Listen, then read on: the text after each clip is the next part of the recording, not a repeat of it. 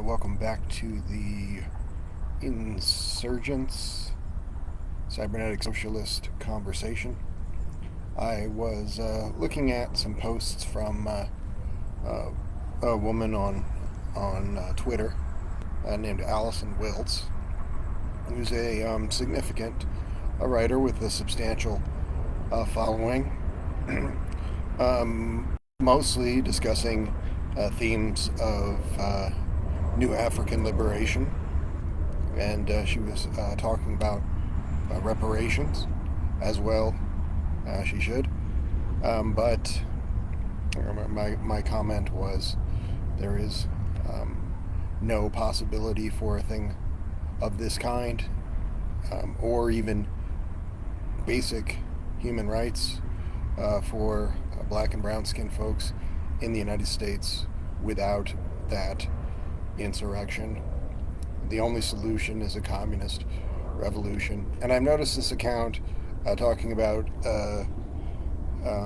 these things, but pushing up to the edge of using what I would consider the more genuine language of liberation, and often posting about things like what should or shouldn't be done, say, within the Democratic Party to that end, or talking about reform or elections. Anybody really talking about reform or elections, except to say that that system is garbage and should be destroyed. You can you're maybe within your rights to question whether they are legitimately liberation-minded. This conversation is about total human liberation. Again, through the use of the AI agentic work group, force multiplier, and cognitive enhancer that creates a mass of open source AI agents steered by human beings, but able to do a good deal more work than those human beings would be able to do. This is a thing that we can begin to build now, and already these open source large language models are powerful enough to have pretty significant insights into their behaviors and cooperate in this way as multi-agent systems. They require more steering at this point, but that's about to change, I believe. And as I've said on the show many times, Google could release open source AI agents of the kind that would be more useful in that context tomorrow if they wanted to. They've largely been holding this sort of thing back. All of these high-end labs are holding these things back. We don't believe that. All you really have to do is listen to the rhetoric of technologists and technophiles over the last year and a half since the emergence of large language models as a significant tool for writing. The ChatGPT phenomena, because most of these people have gone from, when this thing wasn't a near-term possibility in their view, they would talk about it. They would talk about superintelligence in glowing terms. Now that it is something more like a realistic prospect, they are almost all changing their tune and talking about stopping that or slowing that, or should we consider getting rid of AI or this or that. This is just almost everything that these people do is bad faith. They operate wholly within the mandates of the worst thing in existence, the United States military-industrial complex, the $1 trillion a year abomination that's killing our species. They are a part of that. They are creatures of that, almost wholly.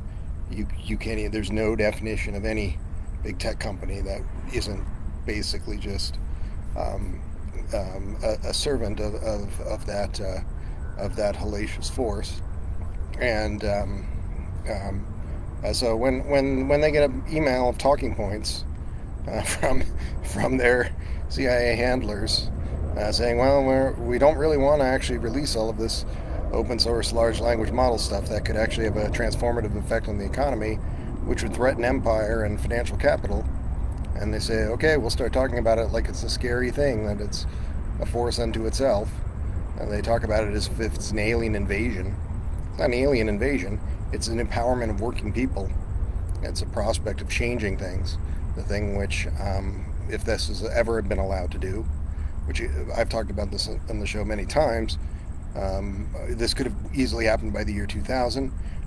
Chile's technological planned economy could have been allowed to flourish and be seen as an example for building increasingly sophisticated technological planned economies more consistent with technology of the 70s, 80s, 90s, and that would have led to an AI takeoff in that time frame, I think, by the year 2000, quite easily, were it not for these people who in the United States are regarded as the technologists, but they should really be regarded as the anti-technologists, right? These servants of the military-industrial complex.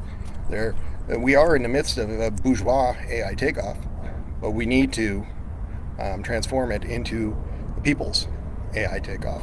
And that's what I'm going to discuss now, because in the near future, within the next 5 years, we will turn on the oven.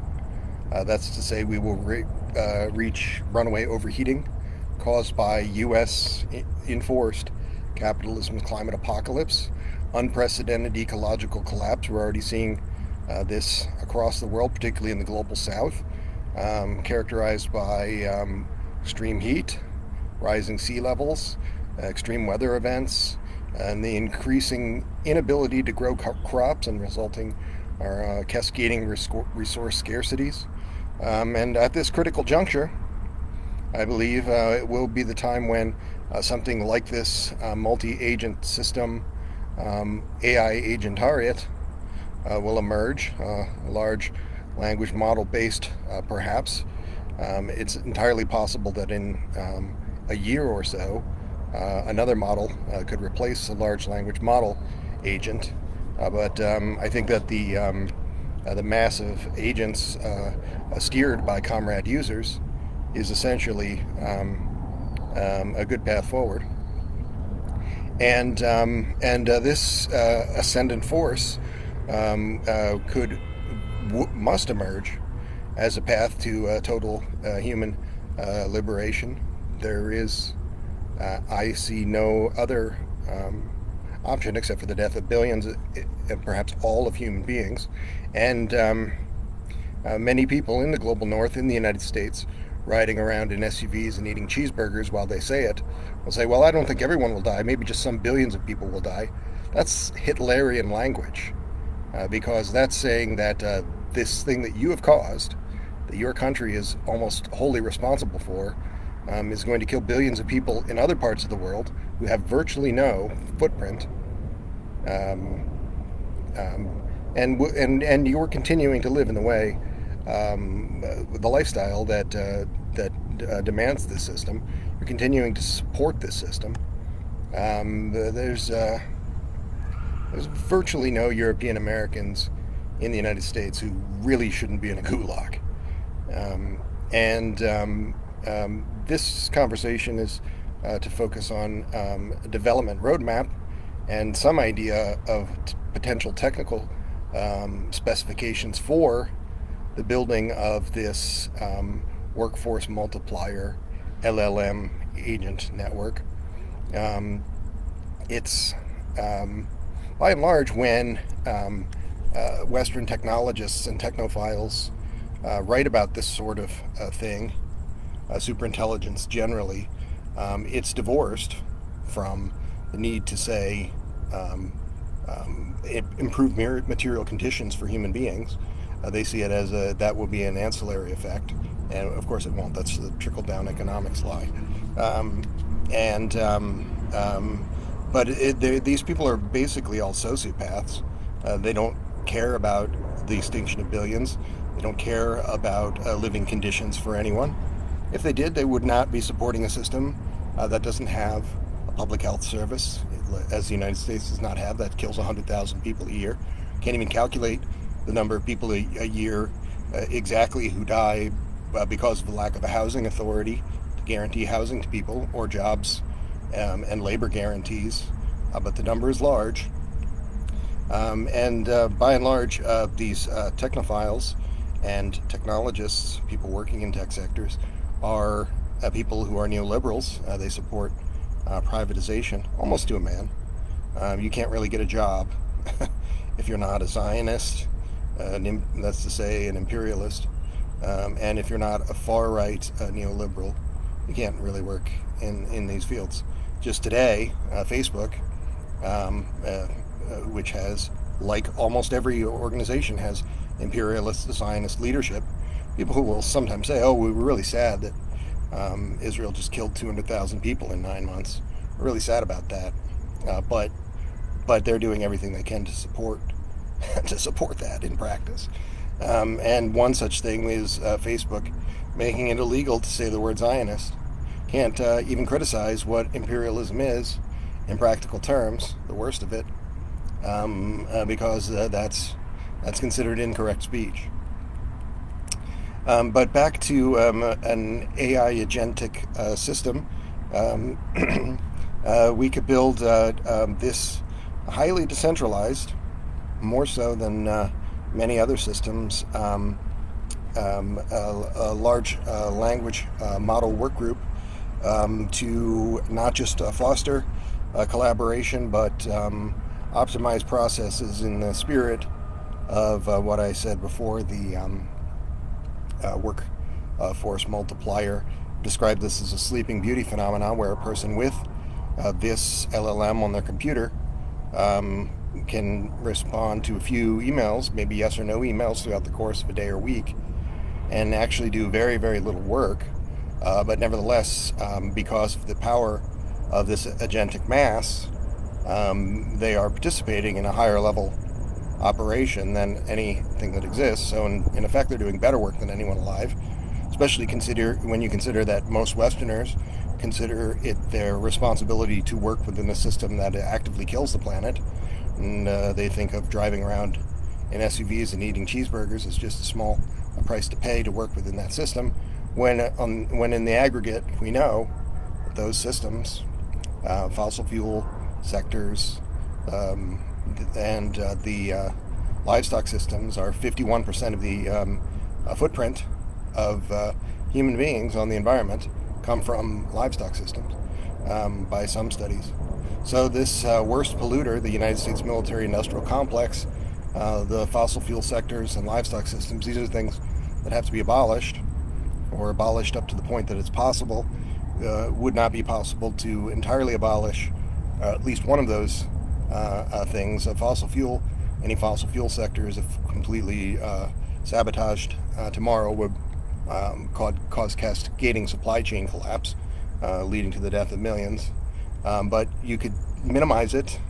You could literally get rid of 94% of it overnight. And those other things, without the United States military-industrial complex leading the West toward constant brinksmanship, there would be very, very little conflict on the world stage.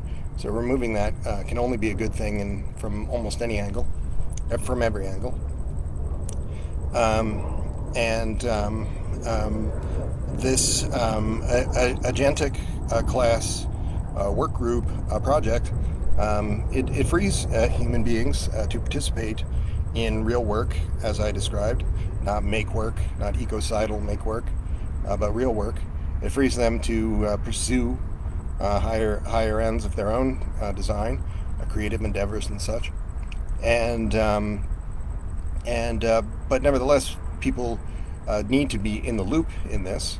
I think ultimately, as this thing grows to something like the United Earth Directorate that I've discussed many times on this channel, everyone really should still be in the loop with that. They still should be responding to yes or no emails, at least on a regular basis. If you ever are in a system where you have this thing that is fully autonomous and self-improving, and not really involving human beings as much as it should, as much as it could, what you have is something that may well start squishing human beings like bugs, as it already is. AI, highly autonomous planning systems and weapon systems are being used in that Gaza conflict, for example. And Israel is not just relying as it has on the U.S. For the kinds of weapons that it had in decades past, but is now using these hellish AI techno-fascist weapons. In fact, a number of these CEOs, like the CEO of BlackRock and the CEO, most particularly in this case, of Palantir, one of these killer robot companies, one of the worst companies on the planet, they went to the president and said, listen, buddy, you cannot cut off. I don't care how angry the people are. We don't care about that. We don't have to respond to any of that. I don't care how angry people are. You cannot cut off Israel's weapon supply. This was like 2 weeks ago. So there's no view of this 8-decade series of war crimes that's called the State of Israel, that where it's not just an overgrown U.S. military base that everyone pretends is its own country, because it wouldn't exist. Just like Taiwan wouldn't exist as an anti Chinese communist outpost without the U.S. setting it up as that at every step of the way. The exact same thing is true of Israel, and of course supplying a massive amount of weapons over the course of many billions and billions and billions of dollars every decade of weapons and support to that country. Israel, an apartheid state, one of the most racist, horrible places on the earth. Again, no different really than the United States, because it's part of the United States effectively. But they do for those preferred citizens, in that white supremacist apartheid framework, they do have a public health service for them. They do have something like labor protections and something a little more like a housing authority for them. That's all funded by you. So the United States siphons off a huge amount of its resources, trillions and trillions of dollars. Like this military-industrial complex is $1 trillion a year. But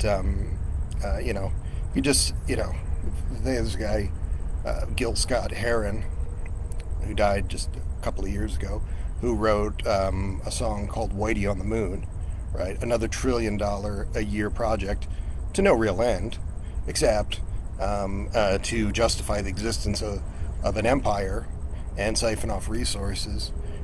My sister got bit by a rat, but Whitey's on the moon, right? That's the United States at every turn, across every sector, and all of that is because Native American people and African American people are the rightful owners of all of this, right? But if they're allowed to even have a minute's peace, as they would if there were labor guarantees, a housing authority, a public health service, then they would be able to organize and assert those rights. But they're not. That's why there's a prison industrial complex in a country that's a tiny fraction of the world's population, but somehow has 25% of the world's prisoners. And what do you know? Who are those prisoners? Mostly black and brown skinned folks, or a highly disproportionate number when you consider the percentage sizes of the United States population. Back to these interconnected large language models, they will form a distributed intelligence network that ultimately should be one of its, I think, earliest projects should be the ability that I alluded to of recursion, self-improving, becoming more aware, but also being able to. There's no effective limit to how vast a data set can become. It's not a finite resource in the way that other resources are finite. So when you have self-improving systems, a thing can become dramatically more efficient, more intelligent, and I think that there are a lot of theories of computer science a lot of subfields of computer science that explore this better than the large language model one. But I think that when you have large language model work groups of, say, 10,000 working on this project, 10,000 to 30,000 working on that project, they could all be focusing some of their effort together on this building this prospect of recursion, which I think would be in this framework of people's AI takeoff is the best thing that could ever happen. A recursion in the framework of this bourgeois techno-fascist AI takeoff that's actually occurring is one of the worst things that's ever happened. And these tech pundits who talk about AI doom, they are correct, except that they don't talk about it in the context of the bourgeois, this bourgeois problem, the main problem there. They just talk about it as a feature. They accept this capitalist realism lie that the system is inescapable, and so they just talk about it as a feature of AI itself, within that understanding that there's no leaving this neoliberal mandate that they have supported thus far. It's absurd. But there are cybernetic socialists in this world, and it is possible. This is not a discipline that I just made up. It's existed for many years. As I said, a country almost became a cybernetic socialist country in 1971 to 1973, until it was overthrown by the fascist United States. There are cybernetic socialist professors around the world, and so forth, like people like Paul Cockshott, whose book recommended to many people, and I'll share a link to an audiobook of a seminal work in cybernetic socialism in the comments here. This AI takeoff, this people's AI takeoff, this ascendancy that must occur to see that we do not see billions, if not all of human beings die as a result of capitalism's climate apocalypse. It's not meant to replace human agency. And when you start to hear talk about an autonomous AI work group or recursion, you might be thinking of films like The Terminator or 100 others. And there's, of course, garbage, just bourgeois filth, like most entertainment. But it is within our power to build this thing in such a way that it does not threaten human agency, but rather improve upon it. It's not within our power to do that. As I said of Alison Wiltz, you can talk about how you want liberation, but if you're not actually devoted to ending the system that is antithetical to liberation, you're not really doing very much there. So we have to disband this worst polluter, the United States military-industrial complex, and the U.S. federal government. And this agentic class network, even with a million users, say, in another country, could be a thing powerful enough to position itself in such a way as to neutralize the threat that is the United States and fascist West. And hopefully that could be done in a kind of cyber war rather than a hot war. But consider that, supposing that it were necessarily a hot war, there are 30,000 people, let's say, in the U.S., primarily in the U.S. and North Atlantic countries, fascists, billionaires, and other fascists. They will die on the current trajectory where humanity goes extinct. But if you were to remove them from the equation, then the only loss would be some fascists, and we might be able to save everyone else. That seems like just about the easiest math problem that anyone's ever tried to solve. But ultimately, whether a cyber war or hot war, humanity working alongside agentic, near-human intelligent AI systems is a near-term possibility, and this is a prospect of freeing humans from repetitive and resource-intensive tasks, allowing for the existence of a humane and sustainable economic system, a scientific socialist economic system that ensures that people's basic needs are met, allowing us all to take on some distributed but nevertheless crucial leadership roles within this AI agentic network, and ultimately this thing which, when it reaches a million users, could then quite quickly pivot to being this United Earth Directorate, a thing that wholly supplants the nation-state model, and that's effectively an outcome wherein full communism is being achieved, and that's a thing worth fighting for. Core principles of the agentic class, of course, are a collaborative partnership between this LLM, so-called AI mass, the large language model agentic agent, and a human being, and this allows for a kind of work and a kind of representation that's never existed before. There's not, for all of human beings talk about the importance of democracy. Democracies haven't really existed. The liberal democracy as it's described in the United States, for an example, is a system where the only people who have power in that system are far-right neoliberals who are tasked with harming working people. And so you're only allowed to vote for people who are capable of harming you and not helping you. That's not a representative system.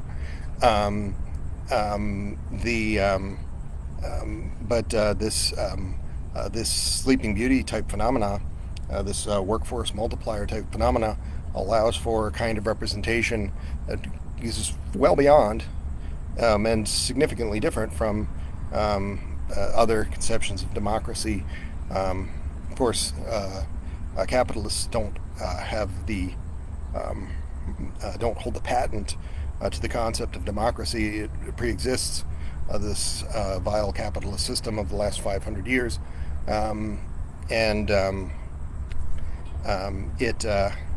for example, the Soviet system is described as democratic centralist, and is far more representative in those ways than that of the liberal democracy.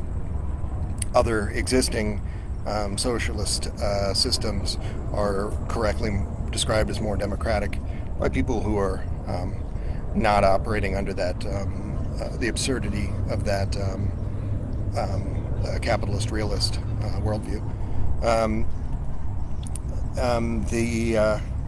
The idea of a mutual respect of human beings in that more representative system, the ability to continue lifelong learning, and spearheading of projects is really what learning becomes at that point, because already in 2024 you can download Llama 3, which has basically an exhaustive understanding of the rudiments of world affairs, has more or less comprehensive understanding of every technical or human affairs major area. There's a couple things that it doesn't know every detail of everything, but it can talk enough about almost everything. And this is something that can be run offline. Something that knows everything can be run offline on a computer right now. So in that world, what is the point of lifelong learning? What is the point of education? It's to do more things that haven't been done yet, not to, say, become a doctor of philosophy or something. I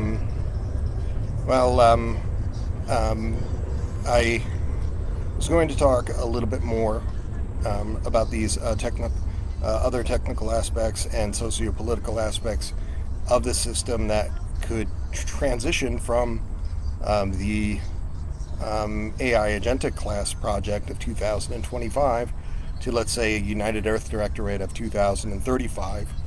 But I like to keep these to about 30 minutes.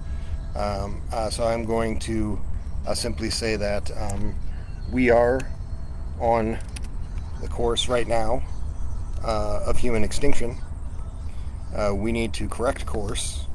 Artificial and general intelligent system, more powerful than the gun, I would say. even when you consider all that the gun has done for liberation movements. There would be very little, a good deal less of that without it. I'd say that the advanced computing is still the more powerful thing there, and increasingly so with each passing year. So I will conclude by saying that this AI agentic class network must be built today for a sustainable future, and we can leverage advanced computing to address all global challenges in order of importance, not least of which is the impending climate apocalypse, and pave the way for human liberation, which is not possible without a focus on the material conditions of all, particularly those who are the targets of the present bourgeois states, as I described. This liberation is not some passive dependence on advanced computing, but rather an ever-evolving collaborative partnership that empowers something like the AI agentic class to create a just, sustainable, and fulfilling future for us all. And by fostering a spirit of solidarity, collective responsibility, and continuous learning and work, true work, not the work of the 20th century standard, humanity can navigate this transition and embrace the immense potential of this super intelligent computing era.